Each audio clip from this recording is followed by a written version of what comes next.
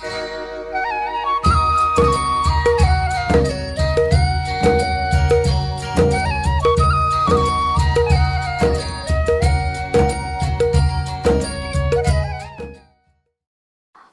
ശാന്തി. 1969 അവ്യക്ത സന്ദേശം 9. फूलों की शोभा पत्तों के साथ है, इसलिए प्रजारूपी पत्ते तैयार करो. പൂക്കളുടെ ശോഭ ഇലകൾ കൂടെ ഉണ്ടാകുമ്പോഴാണ്. അതുകൊണ്ട് പ്രജകളാകുന്ന ഇലകളെ തയ്യാറാക്കൂ. आज जब वतन में गई तो बाप दादा दोनों बहुत बिजी थे. ദാദി പറയുകയാണ്, ഇന്ന് വതനത്തിലേക്ക് ഞാൻ ചെന്നപ്പോൾ ബാപ് ദാദ രണ്ടുപേരും വളരെ തിരക്കിലായിരുന്നു. क्या देखा, दोनों के आगे बहुत से फूल भी थे और पत्ते भी थे. അപ്പം അവിടെ എന്തായിരുന്നു കണ്ടിരുന്നത്? രണ്ടുപേരുടെ മുമ്പിൽ വളരെയധികം പൂക്കളും അതുപോലെ ഇലകളും ഉണ്ടായിരുന്നു. जैसे गुलदस्ते में फूल भी डाले जाते और पत्ते भी डाले जाते. അപ്പം ദാദി പറയണ ഇതുപോലെ ഒരു ബൊക്ക അഥവാ പൂച്ചണ്ട് ഉണ്ടാക്കുമ്പോൾ അതിൽ പൂക്കളും ഇലകൾ കൊണ്ടും അലങ്കരിക്കും, ഡെക്കറേറ്റ് ചെയ്യും. फूल 2-3 प्रकार के अलग अलग थे, उनको देख रहे थे और चाट रहे थे. ആ പൂച്ചണ്ടിൽ 2-3 പ്രകാരത്തിലുള്ള പൂക്കളും ഇലകളും ഉണ്ടായിരുന്നു. അപ്പോൾ ബാബ്ദാദ രണ്ടുപേരും അതിനെ കാണുകയും അതേസമയം അതിൻ്റെ സുഗന്ധം എടുക്കുകയും ചെയ്തു. तो बाप दादा दोनों उसी कार्य में बिजी थे, मुझे देखा ही नहीं. ഈ രണ്ട് കാര്യത്തിലും ബാപ് ദാദ രണ്ടുപേരും വളരെ ബിസി ആയിരുന്നു. അതുകൊണ്ട് തന്നെ അവരുടെ ശ്രദ്ധ എന്നിലേക്കുണ്ടായിരുന്നില്ല. जब मैं नज़दीक गई तो मुझे देख बाबा मुस्कुराए और कहा कि मैं सारा दिन बिजी रहता हूँ. എന്നാൽ എപ്പോഴാണോ ഞാൻ അവരുടെ അരികിൽ ചെന്നത് അപ്പോൾ ബാപ് ദാദ എന്നെ കാണുകയും ബാബ പുഞ്ചിരിയോടുകൂടി എന്നോട് പറഞ്ഞു, അതായത് ഞാൻ മുഴുവൻ ദിവസം വളരെ തിരക്കിലാണ്. देखो बच्ची, कितनी बड़ी कारोबार चल रही है. നോക്കൂ കുട്ടി, എത്ര വലിയ കാര്യമാണ് ഞാനിവിടെ ചെയ്തുകൊണ്ടിരിക്കുന്നത്. ये फूल पत्ते 3 क्वालिटी के अलग अलग करके रखे हैं.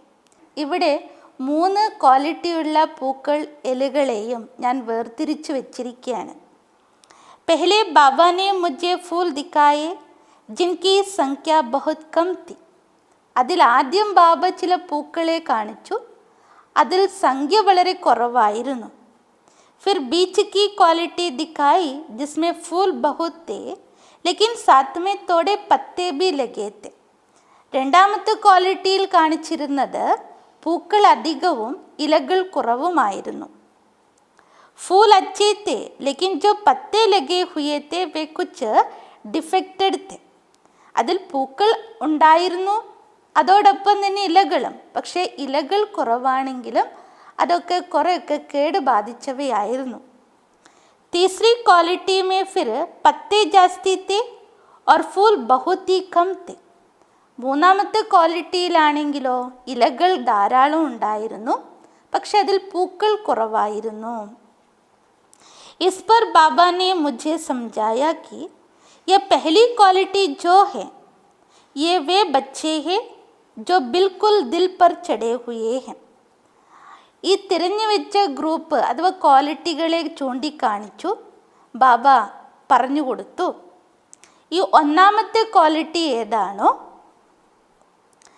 ഇതിൽ ആ വിധത്തിലുള്ള കുട്ടികളാണ് ആരാണോ പൂർണ്ണമായിട്ടും ബാബയുടെ ഹൃദയത്തിൽ സ്ഥാനം നേടിയവർ. और ऐसे दिल वाले अनन्य बच्चे बहुत ही थोड़े हैं. അത്തരത്തിൽ ഹൃദയമുള്ള അഥവാ ഹൃദയത്തിൽ സ്ഥാനം എടുത്തിരിക്കുന്ന അനന്യ കുട്ടികൾ വളരെ കുറച്ച് പേര് മാത്രം. दूसरे नंबर वाले बच्चे बहुत अच्छे हैं. രണ്ടാമത്തെ ക്വാളിറ്റിയിൽപ്പെട്ട കുട്ടികളും വളരെ നല്ലവരാണ്. परंतु थोड़ा कुछ कमी है. പക്ഷെ അവരിൽ കുറച്ചൊക്കെ കുറവുകൾ ഉണ്ടായിരുന്നു. फूल बने लेकिन थोड़ी कमी. അവരും പൂക്കളായിരുന്നു, പക്ഷെ കുറച്ചൊക്കെ കുറവുകളും. ബാക്കി तीसरी क्वालिटी है प्रजा. മൂന്നാമത്തെ ക്വാളിറ്റി കണ്ടത് പ്രജകളായിരുന്നു. ഉന്മേ കോയി ഫൂൽ നിക്കൽത്താ ഹെ ജോ പീച്ചെ ആനെ വാലാ ഹെ. അതിൽ ചിലർ പൂക്കളായിരുന്നു, അതായത് അവസാനം വരുന്നവർ. ബാക്കി സബ് ഹെ പ്രജ, ബാക്കിയെല്ലാം അവർ പ്രജകളായിരുന്നു, അതായത് പ്രജാ ക്വാളിറ്റിയിൽപ്പെട്ടവർ.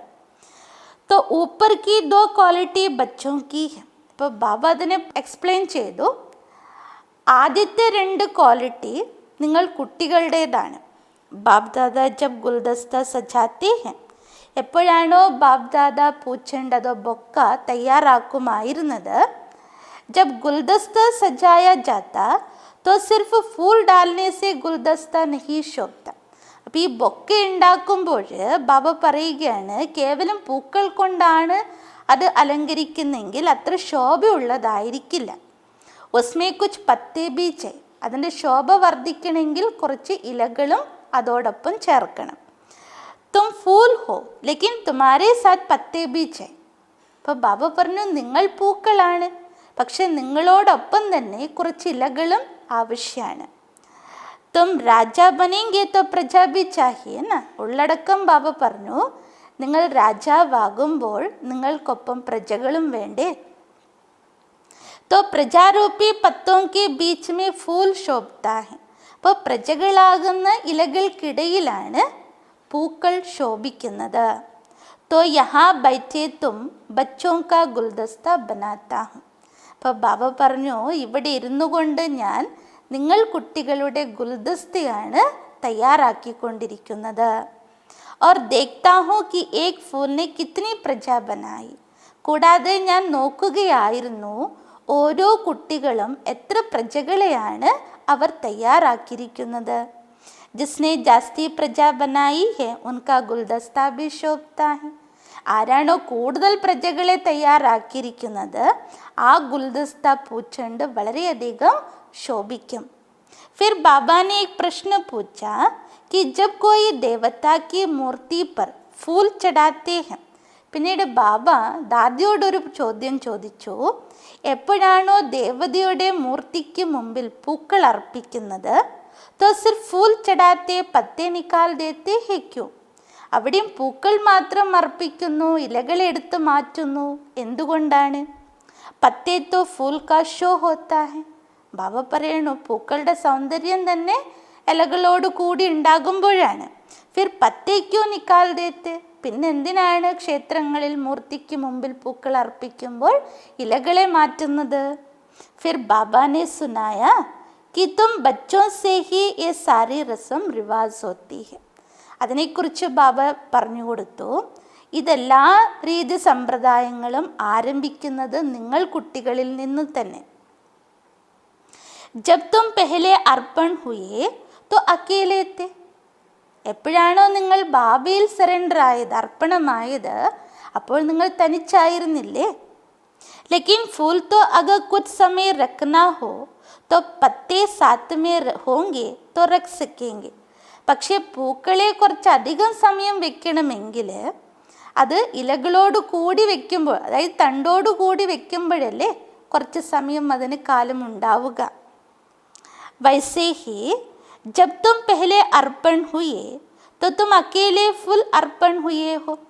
അതുപോലെ തന്നെ എപ്പോഴാണോ തുടക്കത്തിൽ നിങ്ങൾ അർപ്പണമായത് അപ്പോൾ നിങ്ങൾ തനിച്ചായിരുന്നു. फिर तुमको 21 जन्मों के लिए अविनाशी चलना है. അതിനുശേഷം നിങ്ങൾ മനസ്സിലാക്കിയത് എന്താ? 21 ജന്മം നിങ്ങൾ കൂടെ തന്നെ നടക്കണമെന്നാണ്. തോ പ്രജാരൂപി പത്തേ ബി ലഗായേ ജാത്തെ. അങ്ങനെയാണെങ്കിൽ നിങ്ങൾക്കൊപ്പം പ്രജകളും കൂടി ആവശ്യമായി. പെഹലെ തുമായി തോ പ്രജാ നഹീത്ത. ആരംഭത്തിൽ നിങ്ങൾ തനിയെ വന്നു, അപ്പോൾ നിങ്ങളുടെ കൂടെ പ്രജകൾ ഉണ്ടായിരുന്നില്ല. ലേക്കിൻ अब तो तुम फूलों की शोभा ही പ്രജാരൂപി പത്തോं से है. എന്നാൽ ഇപ്പോഴങ്ങനെയല്ല. നിങ്ങൾ ശോഭിക്കുന്നത് എപ്പോഴാണ്? നിങ്ങൾക്കൊപ്പം പ്രജകൾ തയ്യാറാകപ്പെടുമ്പോഴാണ്. इसलिए बाप दादा कहते कि പ്രജാ ബനാവോ.